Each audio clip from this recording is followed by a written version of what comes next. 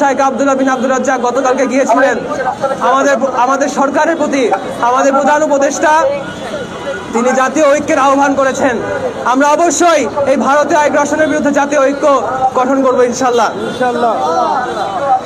আপনারা দেখবেন সেই ৩৬শে জুলাই ৫ই আগস্টের পর থেকে তারা বলে যে সংখ্যালঘুদের উপর আক্রমণ হয়েছে। আমি বাংলাদেশে আজ পর্যন্ত কোন আলেমকে, কোন রাজনৈতিক নেতাকে বলতে দেখি নাই যে সংখ্যালঘুদের উপর আক্রমণ করেন, হিন্দুদের উপর আক্রমণ করেন, মন্দিরের উপর আক্রমণ করেন। এই কথা আপনি কখনো শুনেছেন? কারো মুখে শুনেছেন? কোন ওয়াজ মাহফিলে শুনেছেন? কোন রাজনৈতিক সমাবেশে শুনেছেন? কখনো বলা হয় নাই। এইসব কথা কারা বলে? বিজেপি বলে। তাদের উত্তর ভারতে যান, তাদের পশ্চিমবঙ্গে যান, পশ্চিমবঙ্গের যে শুভেন্দু অধিকারী সে তো ওপেনলি বলে মুসলিমদের বিরুদ্ধে। আমরা কখনো সাম্প্রদায়িক সম্প্রীতি নষ্ট করার মতো কথা বলি না। এটাই হচ্ছে আমাদের সচেতনতা, এটাই আমাদের ইসলামের শিক্ষা।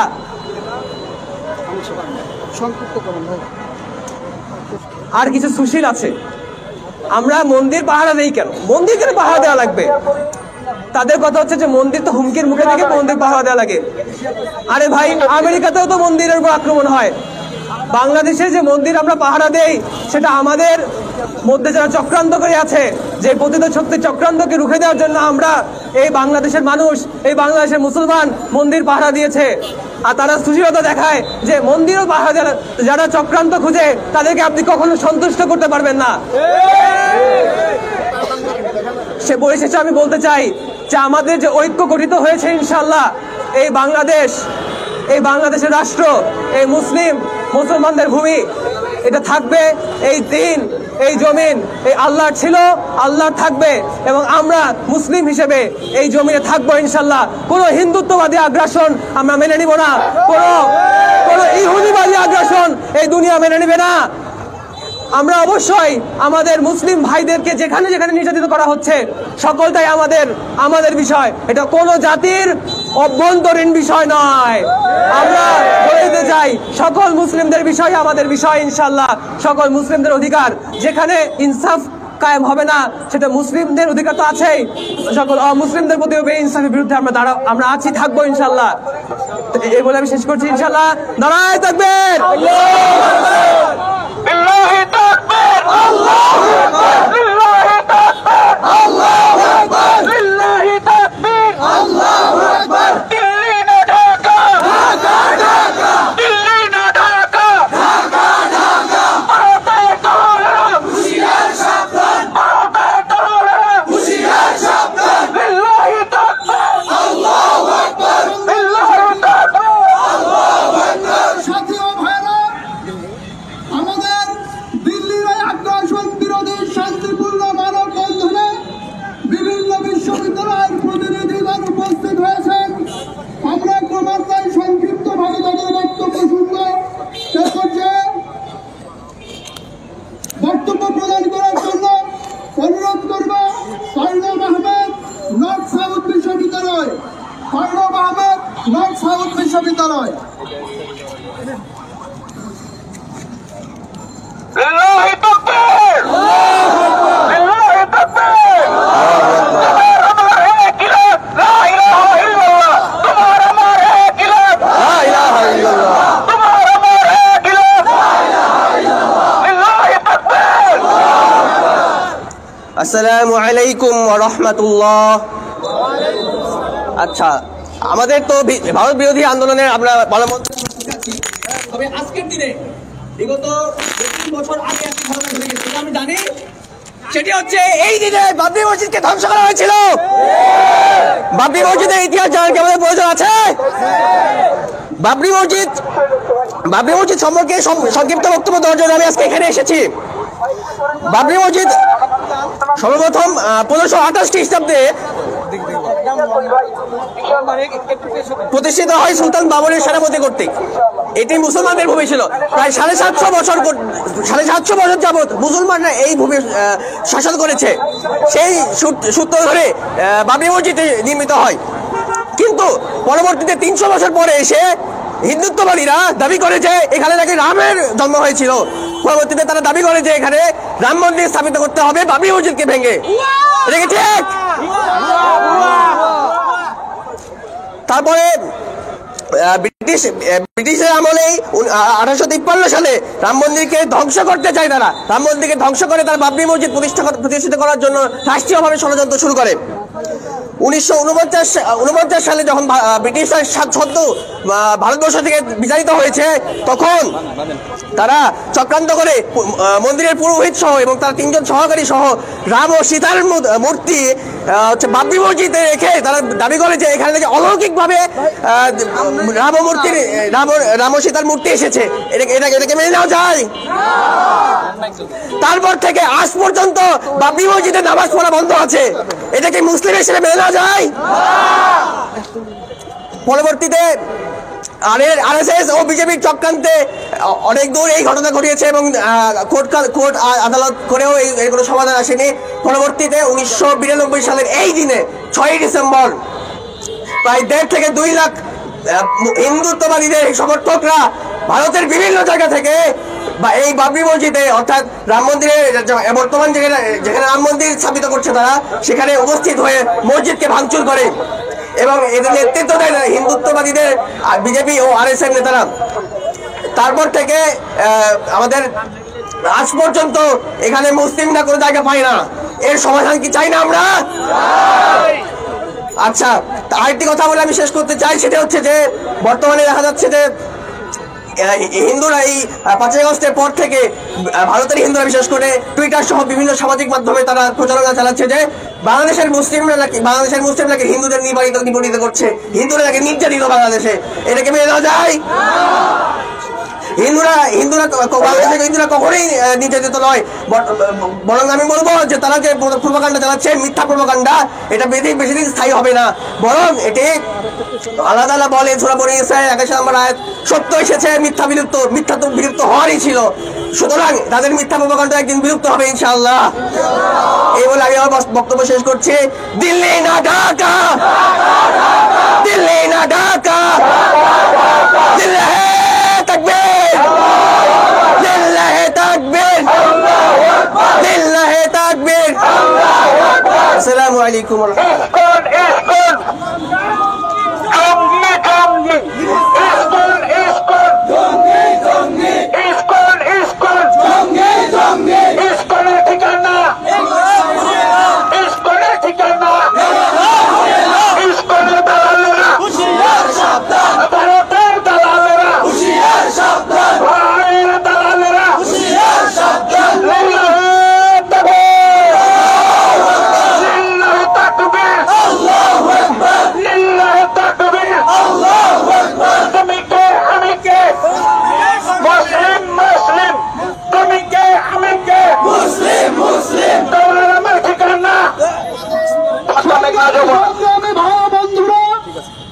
ভারতের ন্যাক্কারজনক হামলা, উপহাই কমিশনে হামলা, তাদের বারংবার চোখ রাঙানি, এই সমস্তকে বৃদ্ধাঙ্গুলি দেখিয়ে বাংলাদেশের মানুষ, আপামর জনতা, হিন্দু, বৌদ্ধ, খ্রিস্টান, যেভাবে মুসলিম সবাই এক কাতারে নেমে এসেছে, ভারত এবং অন্যান্য দেশকে চক্রান্ত করে এই বাংলাদেশকে রুখে দিতে পারবে?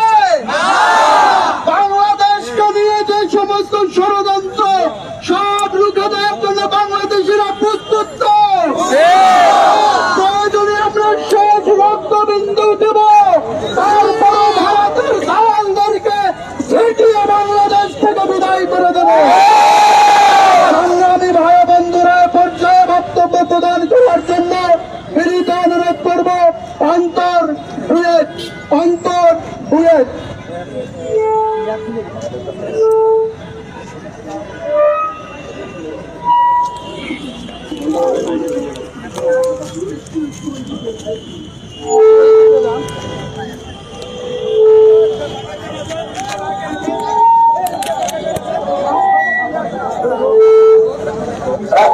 রাস্তাটা ক্লিয়ার করেন, আমাদের লোকেরা রাস্তাটা ক্লিয়ার করেন।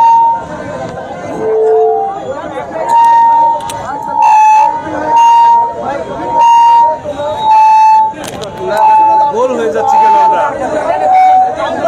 ভাই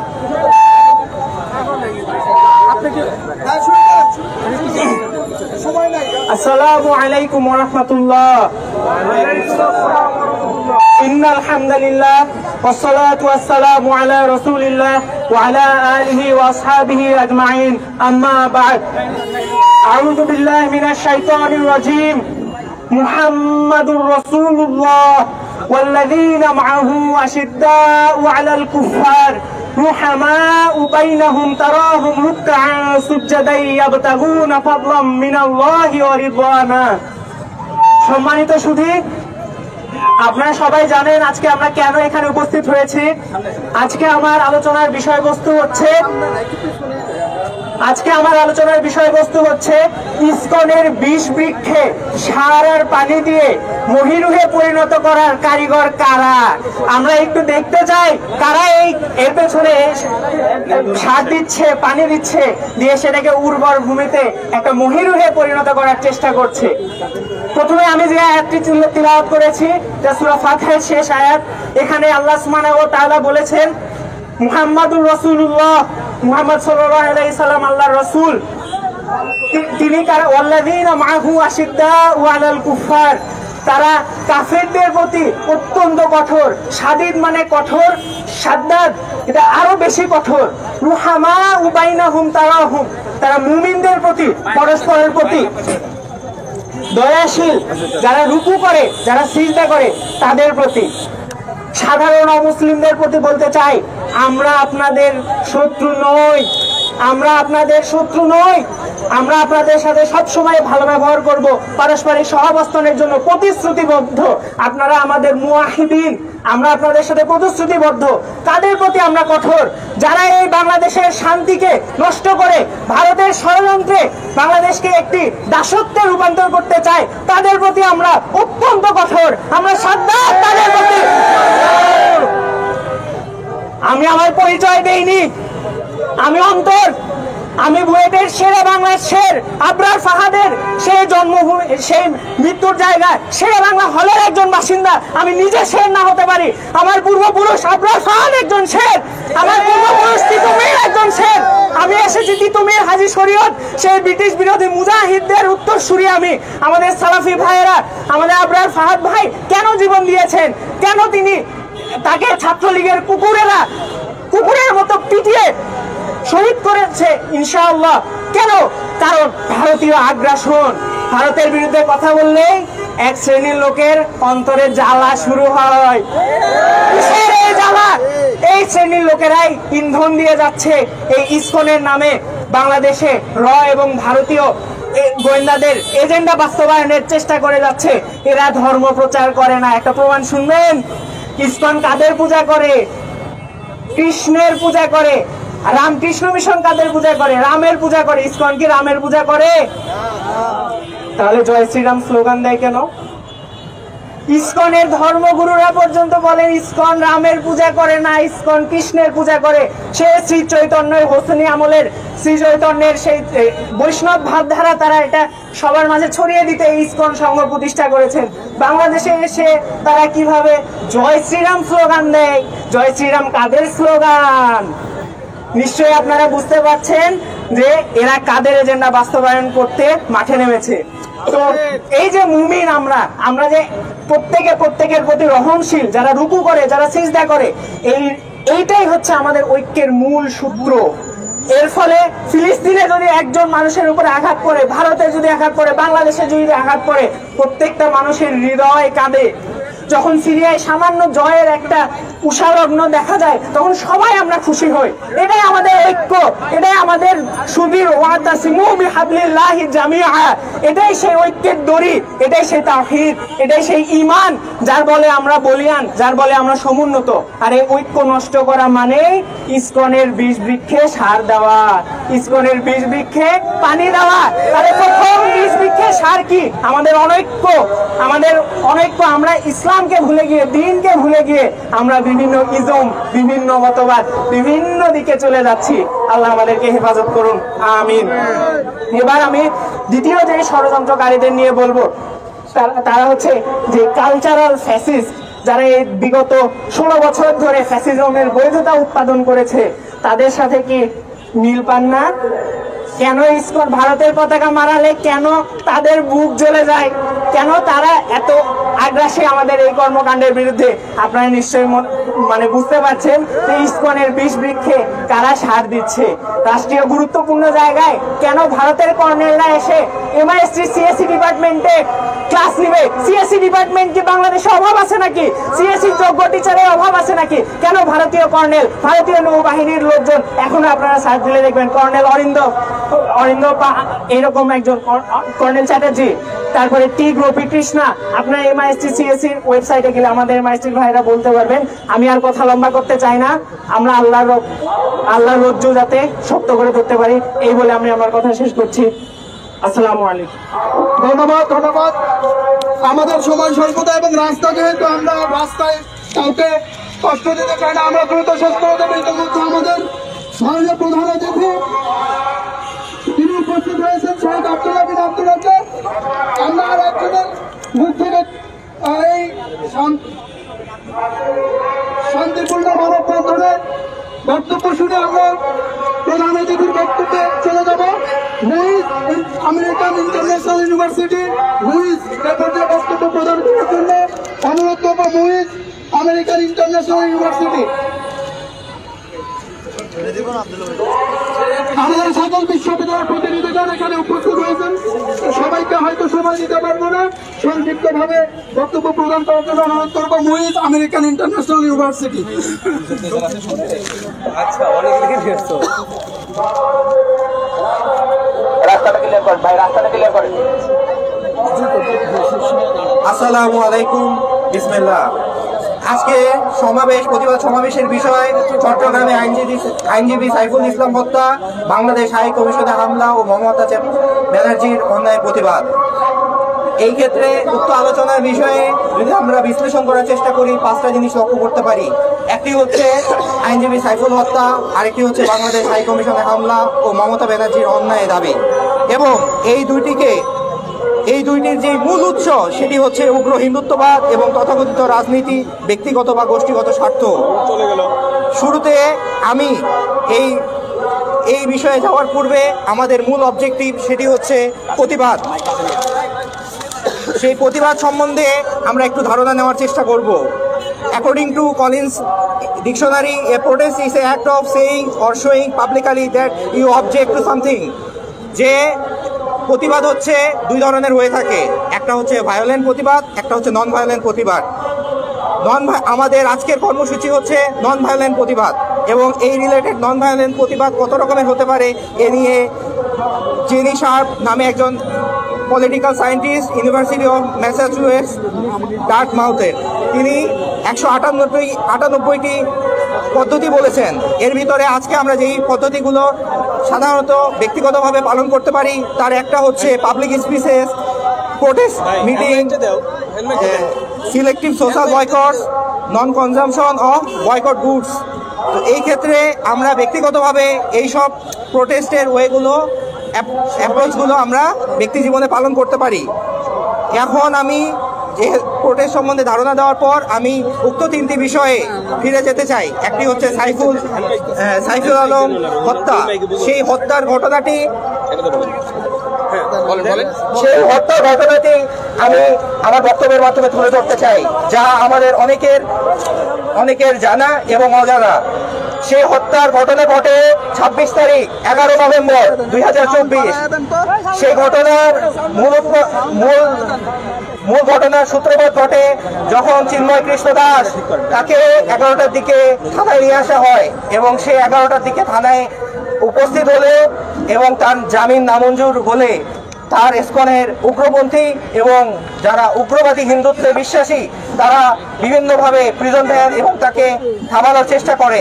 অতঃপর তারা ব্যর্থ হলে তারা বিগত 3 ঘন্টা আদালত চত্বরে কিরিচ, ছুরি, বিভিন্ন অস্ত্র নিয়ে তারা অবস্থান গ্রহণ করে। এই ক্ষেত্রে পুলিশ তাদেরকে এবং বাহিনীগুলো তাদেরকে ব্যাক করে নিয়ে যাওয়ার চেষ্টা করলে তারা আদালত চত্বরের প্রায় 20টি গাড়ি ভাঙচুর করে এবং যাওয়ার সময় মসজিদে, উক্ত আইনজীবী সমিতির জামে মসজিদে তারা পাথর নিক্ষেপ করে এবং জামে মসজিদের ক্ষতি করার চেষ্টা করে। এই ঘটনাকে কেন্দ্র করে আমাদের ভাই সাইফুল আলী তিনি প্রতিবাদের চেষ্টা করেন এবং সেই প্রতিবাদ করা এবং পাল্টা ধাওয়া চলতে থাকে।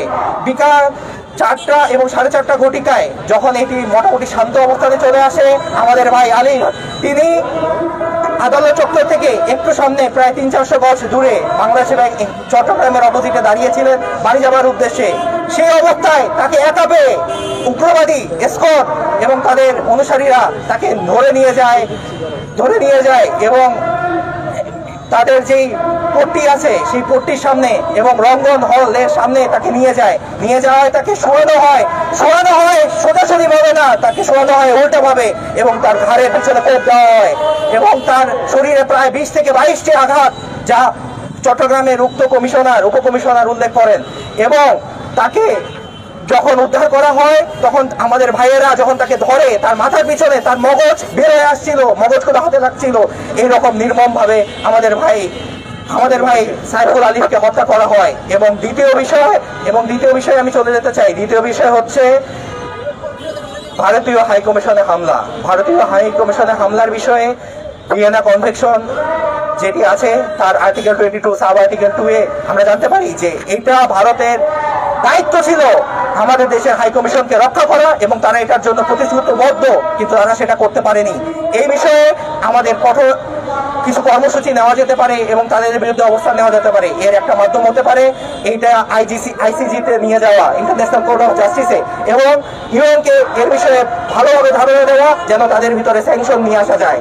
এবং আমার তৃতীয় বিষয়ে আমি চলে যেতে চাই, সেটি হচ্ছে মমতা ব্যানার্জি বক্তব্য রাখেন এবং তিনি বলেন যে তাদের মূল যেই ক্ষমতাসীন তারা যেন ইউএনের সাথে কাজ করে এবং বাংলাদেশের উপর পিসকিপিং মিশনের জন্য শান্তিরক্ষী বাহিনী যেন পাঠায়, যা সম্পূর্ণ অযৌক্তিক এবং এর বিরুদ্ধে আমি কঠোর নিন্দা এবং প্রতিবাদ জানাই। এরপরে আমাদের এই তিনটি বিষয় উল্লেখ করছি, তার মূল সূতিকাগার হচ্ছে উগ্র হিন্দুত্ববাদ। যখনই সামনে আসে তখন দুটি নাম সামনে আসে, একটি হচ্ছে সাভারকার আর একটি হচ্ছে RSS, যারা এর মূল উৎস এবং মূল রক্ষাকর্তা। সাভারকার একজন দেশদ্রোহী ছিল, সে 6 বার ব্রিটিশদের কাছে মার্সি পিটিশন করেছে যে যেন তাকে ক্ষমা করা হয় এবং সে 1923 সালে তার হিন্দুত্ব বইয়ের মাধ্যমে সে তার হিন্দুত্বের যে মূল ফান্ডামেন্টাল যেই বিষয়গুলো যেগুলোর উপর ভিত্তি করে বর্তমান বিজেপি, RSS এবং যত জঙ্গি সংগঠন হিন্দুত্ববাদী আছে তারা যেটি ফলো করে সেটি হচ্ছে সকল হিন্দু, খ্রিস্টান, শিখ এবং জৈন এবং তাদের যে কাজগুলো আছে সবগুলোকে একত্রিত করা এবং মুসলিম এবং খ্রিস্টানদের বিরুদ্ধে যুদ্ধ ঘোষণা করা। এটি হচ্ছে তাদের মেইন ম্যানিফেস্টো। তারা যেমন আমরা সাইফুল আলম ভাইয়ের ক্ষেত্রে লক্ষ্য করি যে যারা 39 জনের বিরুদ্ধে প্রত্যক্ষভাবে হত্যার মামলা দায়ের করা হয়েছে তারা বেশিরভাগই হচ্ছে দাস। তারা চেষ্টা করছে উগ্র হিন্দুত্ববাদী যারা মেইনলি হচ্ছে ব্রাহ্মণ্যবাদ প্রচার করে, তারা এই নিচের কাস্টের মানুষজনকে ব্যবহার করছে এবং তাদের মাধ্যমে তাদের উদ্দেশ্য সাধনের চেষ্টা করছে। এবং তাদের এই উদ্দেশ্য সাধন রুখে দেওয়ার জন্য আমরা পূর্বে 198টি মেথডের কথা উল্লেখ করেছি, সেগুলো ভালোভাবে পড়ে দেখতে পারি এবং এই বিরুদ্ধে পদক্ষেপ নেওয়ার চেষ্টা করতে পারি, যা একটি একাডেমিক ওয়েতে হওয়া উচিত বলে আমি মনে করি, যা একটি নির্দিষ্ট দিন একটি নির্দিষ্ট ঘটনার মাধ্যমে সমাপ্ত করা আমাদের প্রতিবাদের মূল উদ্দেশ্য হওয়া উচিত নয়। লিল্লাহে তাকবীর! এই বলে আমি আমার সংক্ষিপ্ত বক্তব্য শেষ করছি। ধন্যবাদ। সংগ্রামী ভাই এবং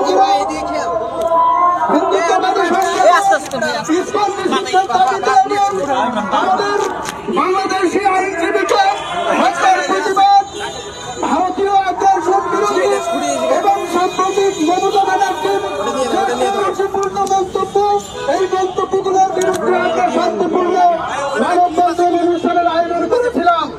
আমরা আজকে এই মানববন্ধন অনুষ্ঠানে প্রধান অতিথি হিসেবে সামনে পেয়েছি তারুণ্যের আইকন এবং গতকাল আমাদের মাননীয় প্রধান উপদেষ্টার সাথে তারুণ্যের আইকন হিসেবে এবং তারই কোটি মানুষের প্রতিনিধিত্বকারী সেই আমাদের প্রিয় ভাজন শ্রদ্ধাভাজন শেখ আব্দুল্লাহ বিন আব্দুর রাজ্জাক তিনি উপস্থিত হয়েছেন। আমরা তার মুখ থেকে মূল্যবান কথা শুনবো। আমরা অনেকে এখানে এসেছেন, ছাত্র প্রতিনিধিরা এসেছেন, আমরা সময় দিতে পারলাম না, আমাদের সময় সংক্ষিপ্ত। আমাদের মাননীয় সরকারের রাস্তায় সমস্যা হচ্ছে, সেগুলো আমরা খুব সংক্ষিপ্ত করে দিয়ে আমরা আমাদের প্রধান অতিথি আজকের জনাব আব্দুল হামিদ আব্দুর রাজ্জাক তাকে তার মূল্যবান বক্তব্য প্রদানের জন্য বিনীতভাবে অনুরোধ করছি। লিল্লাহি তাকবীর, লিল্লাহি তাকবীর, আল্লাহু আকবার। ইসকন ইসকন জঙ্গি জঙ্গি, ইসকন ইসকন জঙ্গি জঙ্গি, ইসকনের ঠিকানা এই বাংলায় হবে না, ইসকনের ঠিকানা এই বাংলায় হবে না, ইসকনের ঠিকানা এই বাংলায় হবে না। আমার ভাই বলল কেন লিল্লাহি জবাবে, আমার ভাই বলল কেন জবাব চাই, জবাব চাই, আমার ভাই বলল কেন জবাব চাই, জবাব চাই। আমার ভাই কবরে, আমার ভাই কবরে, দিল্লি ঢাকা, ঢাকা ঢাকা, দিল্লি ঢাকা, ঢাকা ঢাকা, আপনা সংগ্রাম, সংগ্রাম সংগ্রাম, দালালি রাজপথ, রাজপথ রাজপথ, আবু সাহেব মুক্ত, শেষ হয়নি যুদ্ধ, আবু সাহেব মুক্ত, শেষ হয়নি যুদ্ধ।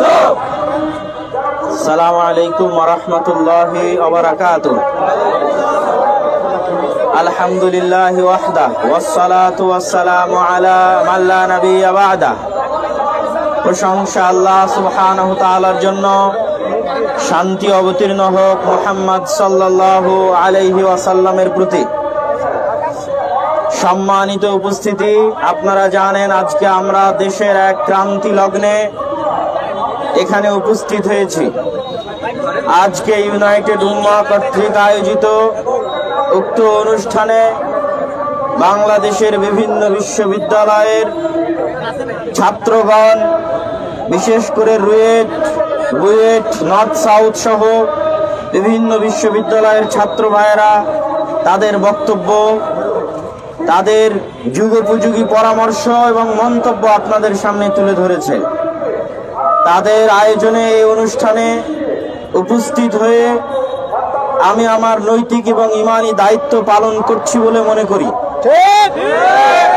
আজকে দেশের এই ক্রান্তি লগ্নে আমাদের করণীয় কি হতে পারে, কয়েকটি বিষয় আমাদের মনে রাখতে হবে। গতকাল আমরা সম্মানিত প্রধান উপদেষ্টা ডক্টর মোহাম্মদ ইউনূসের সাথে যে মতবিনিময় সভায় অংশগ্রহণ করেছিলাম, সেখানে হিন্দু, বৌদ্ধ, খ্রিস্টান, বিভিন্ন ধর্ম মতাবলম্বী মানুষগণ, তাদের ধর্মীয় পণ্ডিতগণ সেখানে উপস্থিত ছিলেন। তারা সকলে এক বাক্যে স্বীকার করেছেন যে গত 5ই আগস্টের পর থেকে তাদের উপর কোনো হামলা, জুলুম, নির্যাতন হয়নি। এটি সম্পূর্ণরূপে পার্শ্ববর্তী দেশের মিডিয়ার চক্রান্ত, অপপ্রচার। কিন্তু দুঃখজনক হলেও সত্য, সেখানে এমন একজন ব্যক্তিও উপস্থিত হয়েছিলেন যার বক্তব্য আপনারা শুনেছেন, যিনি একজন বিখ্যাত কলামিস্ট, লালন মতবাদের প্রচারক। তিনি তার জঘন্যতম বক্তব্যে আমাদের চট্টগ্রামের রাষ্ট্রপক্ষের আইনজীবী সাইফুল ইসলাম আলিফকে যে নৃশংসভাবে হত্যা করা হলো, এই বিষয়ে কোনরূপ বক্তব্য প্রদান না করেই তিনি ইসকনের একজন নেতার, যিনি গ্রেফতার হয়েছেন, তার মুক্তি চেয়ে বসলেন। আমি জানি না তিনি কি উদ্দেশ্যে, কোন ধর্মের মতাবলম্বী হয়ে সেখানে অংশগ্রহণ করেছিলেন, আমার জানা নেই। তবে আমি স্পষ্ট করে বলে দিতে চাই, যারা গত 5ই আগস্টের পর থেকে বিভিন্ন দাবি দাওয়া নিয়ে রাস্তায় আন্দোলন করছে, এই সমস্ত চিন্ময় দাসেরা গত 16 বছর কোথায় ছিল? তারা গত 16 বছর কোনো দাবি দাওয়া নিয়ে আন্দোলন করতে পারেনি, আজ আন্দোলন করে এবং একদিনের মধ্যে 24 ঘন্টার মধ্যে মানতে হবে মর্মে দেশকে অস্থিতিশীল করার চেষ্টা করে। শুধু তাই নয়, আমি তাকে আরো বলতে চাই, আজকে বাংলাদেশের মাটিতে যে ঘটনা ঘটেছে, চট্টগ্রামের আইনজীবী সাইফুল ইসলাম আলিফকে, রাষ্ট্রপক্ষের একজন আইনজীবীকে পৃথিবীর ইতিহাসে কোন আদালতে এভাবে জনসম্মুখে কুপিয়ে হত্যা করার রেকর্ড আমাদের জানা নাই। সাইফুল ইসলাম আলিফকে যেভাবে হত্যা করা হয়েছে, এই রকম ঘটনা যদি ভারতের মাটিতে ঘটত, ভারতে যদি কোনো রাষ্ট্রপক্ষের হিন্দু আইনজীবীকে এইভাবে মুসলিমরা হত্যা করত, মুসলিমরা হত্যা করত, তাহলে তার প্রতিক্রিয়া কি হতো? আজকে যেভাবে বাংলাদেশের মাটিতে গেরুয়া হিন্দুত্ববাদীদের পতাকা বাংলাদেশের লাল সবুজের পতাকার উপর উড়ানো হয়েছে, এই ঘটনা যদি ভারতের মাটিতে ঘটতো, ভারতের পতাকার উপর কালেমার পতাকা মুসলমানেরা উড়াতো, তাহলে ভারতের মুসলমানদের কি হতো? এই বিষয়গুলো মাথায় রেখে আপনারা সুশীল সাজার চেষ্টা করবেন, জোরপূর্বক সুশীল সাজার চেষ্টা করবেন না। বাংলাদেশে যে সংখ্যালঘু নির্যাতনের মিথ্যা অপপ্রচার করা হচ্ছে, আমি তার বিপরীতে বলতে চাই, ভারতে সংখ্যালঘু নির্যাতন হচ্ছে, বাংলাদেশে নয়।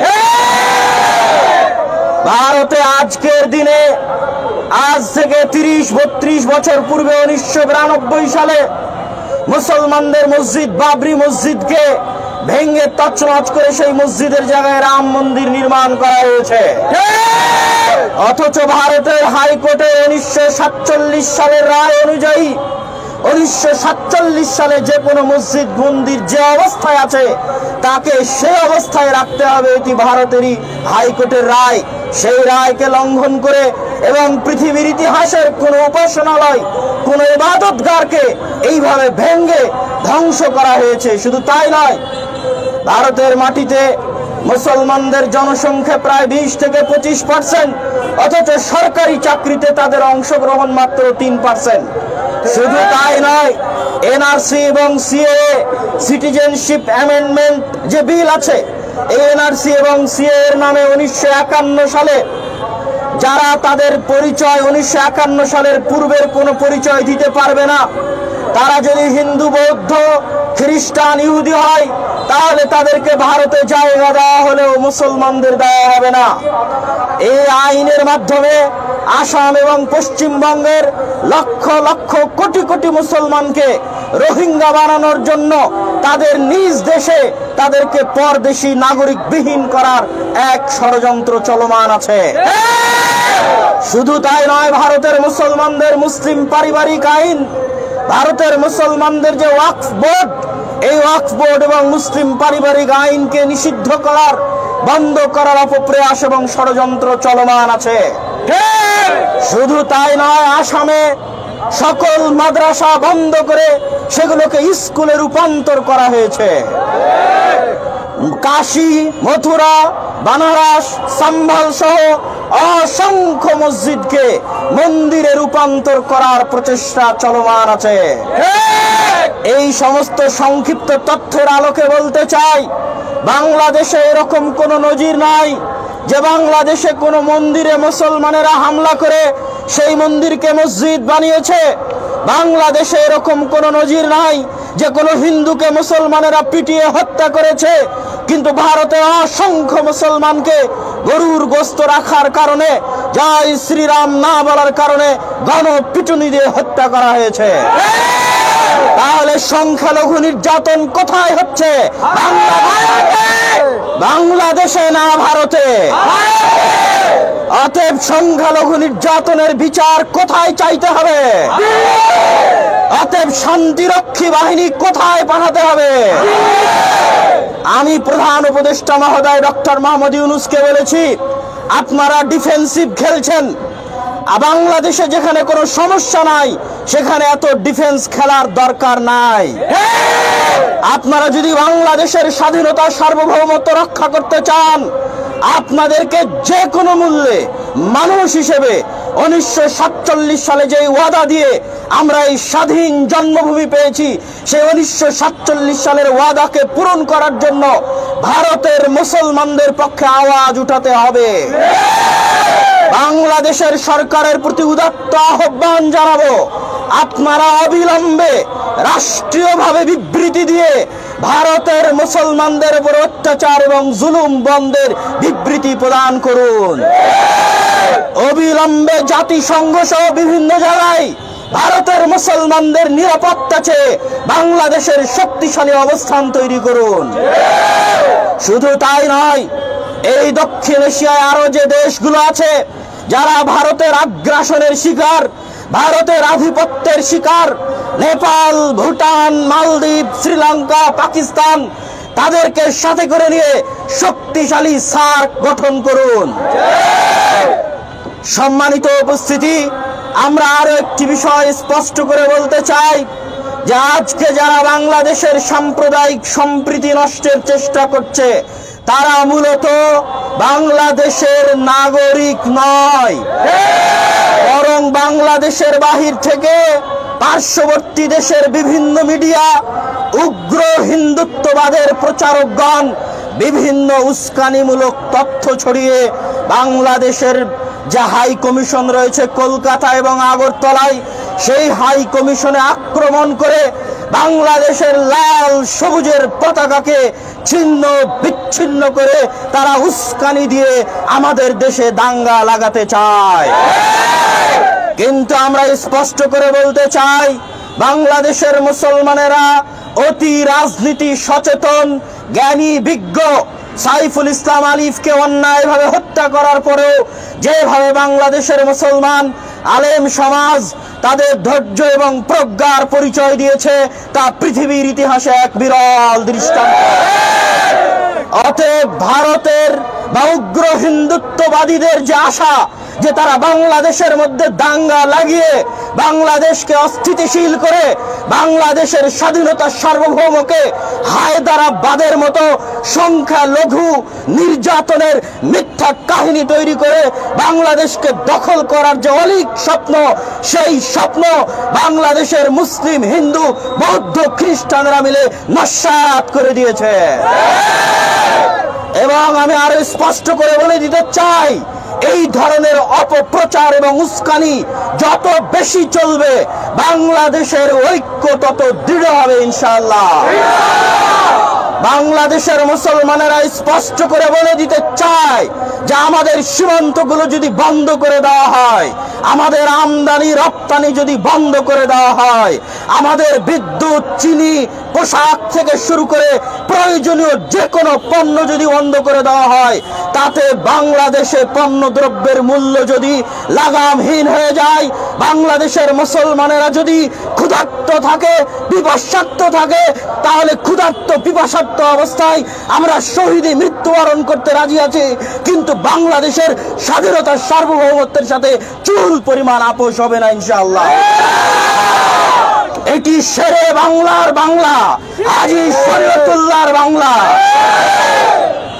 এটি হোসেন শহীদ সোহরাওয়ার্দীর বাংলা, মাওলানা ভাসানীর বাংলা, মাওলানা আকরাম খাঁর বাংলা, এটি আল্লামা আব্দুল্লাহিল কাফিয়ার কুরাইশির বাংলা। এই বাংলার মুসলমানেরা, শেরে বাংলার উত্তরসূরিরা, হাজী শরীয়তুল্লাহর উত্তরসূরিরা, তিতুমিরের উত্তরসূরিরা জীবন দেওয়া জানে। তারা জীবনের বিনিময়ে হলেও এই 1947 সালে পাওয়া এই মাতৃভূমিকে, মুসলমানদের আবাস স্থলকে আমরা যে কোনো মূল্যে রক্ষা করবই করব ইনশাআল্লাহ। আমাদের মাননীয় প্রধান নর্থ সাউথ সহ বিভিন্ন বিশ্ববিদ্যালয়ের ছাত্র ভাইয়েরা তাদের বক্তব্য, তাদের যুগোপযোগী পরামর্শ এবং মন্তব্য আপনাদের সামনে তুলে ধরেছে। তাদের আয়োজনে এই অনুষ্ঠানে উপস্থিত হয়ে আমি আমার নৈতিক এবং ঈমানি দায়িত্ব পালন করছি বলে মনে করি। আজকে দেশের এই ক্রান্তি লগ্নে আমাদের করণীয় কি হতে পারে, কয়েকটি বিষয় আমাদের মনে রাখতে হবে। গতকাল আমরা সম্মানিত প্রধান উপদেষ্টা ডক্টর মোহাম্মদ ইউনূসের সাথে যে মতবিনিময় সভায় অংশগ্রহণ করেছিলাম, সেখানে হিন্দু, বৌদ্ধ, খ্রিস্টান, বিভিন্ন ধর্ম মতাবলম্বী মানুষগণ, তাদের ধর্মীয় পণ্ডিতগণ সেখানে উপস্থিত ছিলেন। তারা সকলে এক বাক্যে স্বীকার করেছেন যে গত 5ই আগস্টের পর থেকে তাদের উপর কোনো হামলা, জুলুম, নির্যাতন হয়নি। এটি সম্পূর্ণরূপে পার্শ্ববর্তী দেশের মিডিয়ার চক্রান্ত অপপ্রচার। কিন্তু দুঃখজনক হলেও সত্য, সেখানে এমন একজন ব্যক্তি উপস্থিত হয়েছিলেন যার বক্তব্য আপনারা শুনেছেন, যিনি একজন বিখ্যাত কলামিস্ট, লালন মতবাদের প্রচারক, তিনি তার জঘন্যতম বক্তব্যে আমাদের চট্টগ্রামের রাষ্ট্রপক্ষের আইনজীবী সাইফুল ইসলাম আলিফকে যে নৃশংসভাবে হত্যা করা হলো, এই বিষয়ে কোনরূপ বক্তব্য প্রদান না করেই তিনি ইসকনের একজন নেতার যিনি গ্রেফতার হয়েছেন তার মুক্তি চেয়ে বসলেন। আমি জানি না তিনি কি উদ্দেশ্যে, কোন ধর্মের মতাবলম্বী হয়ে সেখানে অংশগ্রহণ করেছিলেন আমার জানা নেই। তবে আমি স্পষ্ট করে বলে দিতে চাই, যারা গত 5ই আগস্টের পর থেকে বিভিন্ন দাবি দাওয়া নিয়ে রাস্তায় আন্দোলন করছে, এই সমস্ত চিন্ময় দাসেরা গত 16 বছর কোথায় ছিল? তারা গত 16 বছর কোনো দাবি দাওয়া নিয়ে আন্দোলন করতে পারেনি, আজ আন্দোলন করে এবং একদিনের মধ্যে 24 ঘন্টার মধ্যে মানতে হবে মর্মে দেশকে অস্থিতিশীল করার চেষ্টা করে। শুধু তাই নয়, আমি তাকে আরো বলতে চাই, আজকে বাংলাদেশের মাটিতে যে ঘটনা ঘটেছে, চট্টগ্রামের আইনজীবী সাইফুল ইসলাম আলিফকে, রাষ্ট্রপক্ষের একজন আইনজীবীকে পৃথিবীর ইতিহাসে কোন আদালতে এভাবে জনসম্মুখে কুপিয়ে হত্যা করার রেকর্ড আমাদের জানা নাই। সাইফুল ইসলাম আলিফকে যেভাবে হত্যা করা হয়েছে, এই রকম ঘটনা যদি ভারতের মাটিতে ঘটত, ভারতে যদি কোনো রাষ্ট্রপক্ষের হিন্দু আইনজীবীকে এইভাবে মুসলিমরা হত্যা করত, তাহলে তার প্রতিক্রিয়া কি হতো? আজকে যেভাবে বাংলাদেশের মাটিতে গেরুয়া হিন্দুত্ববাদীদের পতাকা বাংলাদেশের লাল সবুজের পতাকার উপর উড়ানো হয়েছে, এই ঘটনা যদি ভারতের মাটিতে ঘটত, ভারতের পতাকার উপর কালেমার পতাকা মুসলমানেরা উড়াতো, তাহলে ভারতের মুসলমানদের কি হতো? এই বিষয়গুলো মাথায় রেখে আপনারা সুশীল সাজার চেষ্টা করবেন, জোরপূর্বক সুশীল সাজার চেষ্টা করবেন না। বাংলাদেশে যে সংখ্যালঘু নির্যাতনের মিথ্যা অপপ্রচার করা হচ্ছে, আমি তার বিপরীতে বলতে চাই, ভারতে সংখ্যালঘু নির্যাতন হচ্ছে, বাংলাদেশে নয়। ভারতে আজকের দিনে, আজ থেকে 30-32 বছর পূর্বে 1992 সালে মুসলমানদের মসজিদ বাবরি মসজিদকে ভেঙে তছনছ করে সেই মসজিদের জায়গায় রাম মন্দির নির্মাণ করা হয়েছে। অথচ ভারতের হাইকোর্টে 1947 সালের রায় অনুযায়ী 1947 সালে যে কোনো মসজিদ মন্দির যে অবস্থায় আছে তাকে সেই অবস্থায় রাখতে হবে, এটি ভারতেরই হাইকোর্টের রায়। সেই রায়কে লঙ্ঘন করে এবং পৃথিবীর ইতিহাসের কোন উপাসনালয়, কোন ইবাদতগারকে এইভাবে ভেঙে ধ্বংস করা হয়েছে। শুধু তাই নয়, ভারতের মাটিতে মুসলমানদের জনসংখ্যা প্রায় 20 থেকে 25%, অথচ সরকারি চাকরিতে তাদের অংশগ্রহণ মাত্র 3%। শুধু তাই নয়, এনআরসি এবং সিএএ সিটিজেনশিপ অ্যামেন্ডমেন্ট যে বিল আছে, এই এনআরসি এবং সিএএ এর নামে 1951 সালে যারা তাদের পরিচয় 1951 সালের পূর্বের কোনো পরিচয় দিতে পারবে না, তারা যদি হিন্দু, বৌদ্ধ, খ্রিস্টান, ইহুদি হয়, তাহলে তাদেরকে ভারতে জায়গা দেওয়া হলেও মুসলমানদের দেওয়া হবে না। এই আইনের মাধ্যমে আসাম এবং পশ্চিমবঙ্গের লক্ষ লক্ষ কোটি কোটি মুসলমানকে রোহিঙ্গা বানানোর জন্য তাদের নিজ দেশে তাদেরকে পরদেশী নাগরিকবিহীন করার এক ষড়যন্ত্র চলমান আছে। শুধু তাই নয়, ভারতের মুসলমানদের মুসলিম পারিবারিক আইন, ভারতের মুসলমানদের যে ওয়াকফ বোর্ড, এই ওয়াকফ বোর্ড এবং মুসলিম পারিবারিক আইনকে নিষিদ্ধ করার, বন্ধ করার অপপ্রয়াস এবং ষড়যন্ত্র চলমান আছে। শুধু তাই নয়, আসামে সকল মাদ্রাসা বন্ধ করে সেগুলোকে স্কুলে রূপান্তর করা হয়েছে। কাশী, মথুরা, বানারস, সম্বল সহ অসংখ্য মসজিদকে মন্দিরে রূপান্তর করার প্রচেষ্টা চলমান আছে।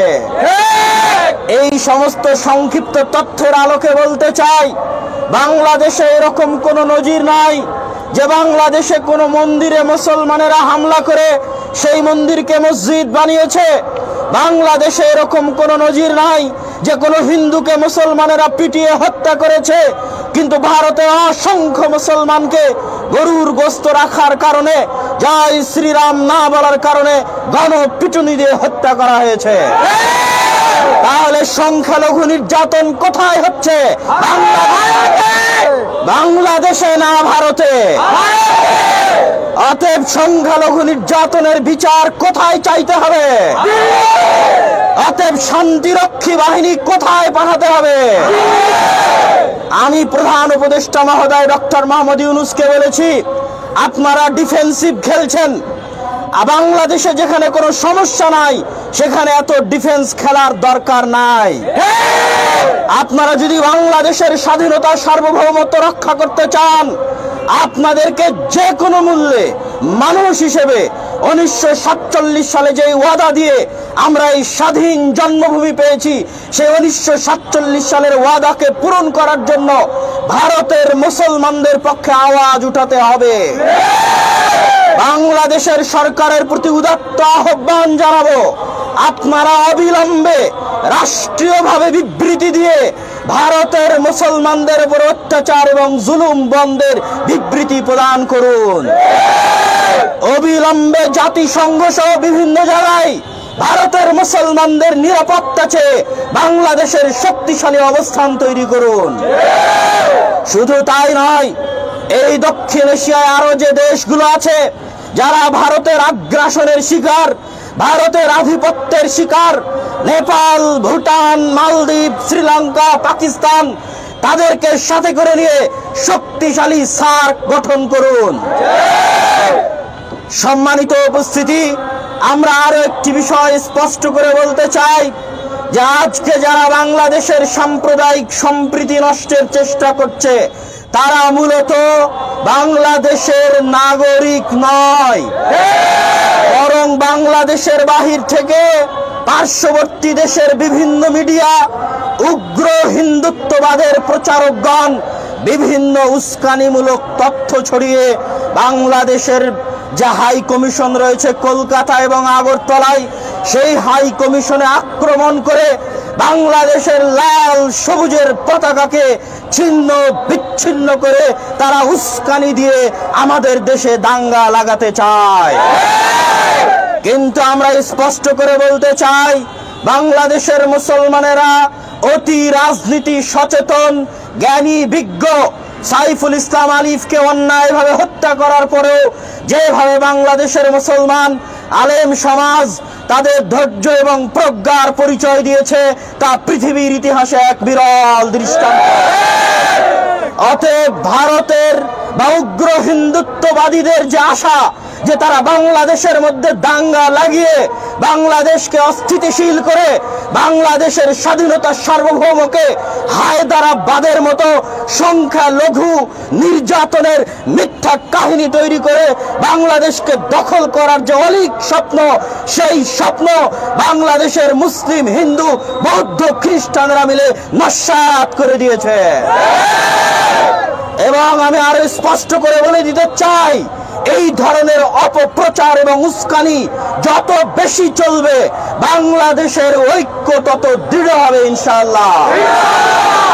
বাংলাদেশের মুসলমানেরা স্পষ্ট করে বলে দিতে চায় যে আমাদের সীমান্তগুলো যদি বন্ধ করে দেওয়া হয়, আমাদের আমদানি রপ্তানি যদি বন্ধ করে দেওয়া হয়, আমাদের বিদ্যুৎ, চিনি, পোশাক থেকে শুরু করে প্রয়োজনীয় যে কোনো পণ্য যদি বন্ধ করে দেওয়া হয়, তাতে বাংলাদেশে পণ্য দ্রব্যের মূল্য যদি লাগামহীন হয়ে যায়, বাংলাদেশের মুসলমানেরা যদি ক্ষুধার্ত থাকে, পিপাসার্ত থাকে, তাহলে ক্ষুধার্ত পিপাসার্ত অবস্থায় আমরা শহীদে মৃত্যুবরণ করতে রাজি আছি, কিন্তু বাংলাদেশের স্বাধীনতার সার্বভৌমত্বের সাথে চুল পরিমাণ আপোষ হবে না ইনশাআল্লাহ।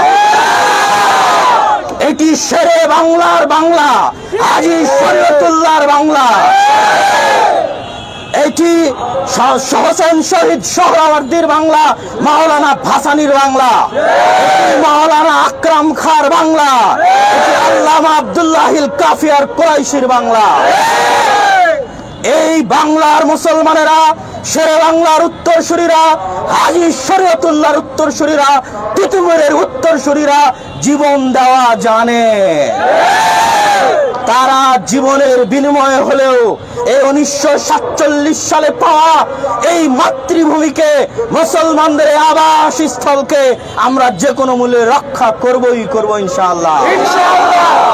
আজকে ইউনাইটেড উম্মাহ কর্তৃক আয়োজিত আজকের এই অনুষ্ঠানে উপস্থিত প্রত্যেক বিভিন্ন বিশ্ববিদ্যালয়ের যে ছাত্র প্রতিনিধিরা উপস্থিত হয়েছেন তাদের শুকরিয়া আদায় করত।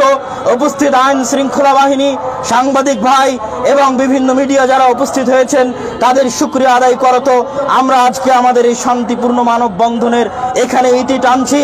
আল্লাহ সুবহানাহু ওয়া তাআলা আমাদের বাংলাদেশের স্বাধীনতাকে স্থায়ী করুন, আল্লাহুম্মা আমিন। আল্লাহ আমাদের বাংলাদেশের মুসলমানদের জন্য এই আবাসস্থলকে শান্তি এবং নিরাপত্তায় পরিপূর্ণ করে দিন, আল্লাহুম্মা আমিন।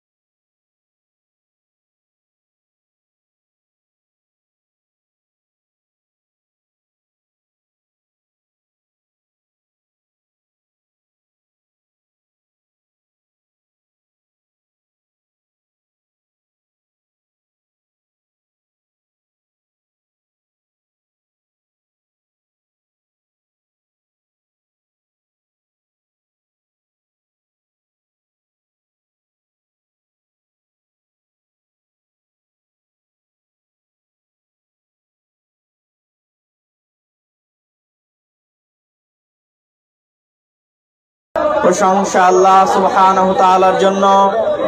শান্তি অবতীর্ণ হোক মুহাম্মদ সাল্লাল্লাহু আলাইহি ওয়াসাল্লামের প্রতি। সম্মানিত উপস্থিতি, আপনারা জানেন আজকে আমরা দেশের এক ক্রান্তি লগ্নে এখানে উপস্থিত হয়েছি।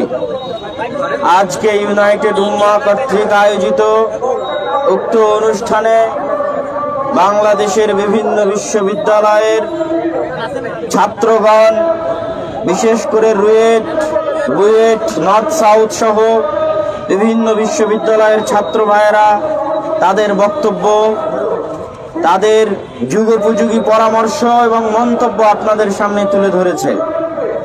তাদের আয়োজনে এই অনুষ্ঠানে উপস্থিত হয়ে আমি আমার নৈতিক এবং ঈমানি দায়িত্ব পালন করছি বলে মনে করি। আজকে দেশের এই ক্রান্তি লগ্নে আমাদের করণীয় কি হতে পারে, কয়েকটি বিষয় আমাদের মনে রাখতে হবে। গতকাল আমরা সম্মানিত প্রধান উপদেষ্টা ডক্টর মোহাম্মদ ইউনূসের সাথে যে মতবিনিময় সভায় অংশগ্রহণ করেছিলাম, সেখানে হিন্দু, বৌদ্ধ, খ্রিস্টান, বিভিন্ন ধর্ম মতাবলম্বী মানুষগণ, তাদের ধর্মীয় পণ্ডিতগণ সেখানে উপস্থিত ছিলেন। তারা সকলে এক বাক্যে স্বীকার করেছেন যে গত 5ই আগস্টের পর থেকে তাদের উপর কোনো হামলা, জুলুম, নির্যাতন হয়নি।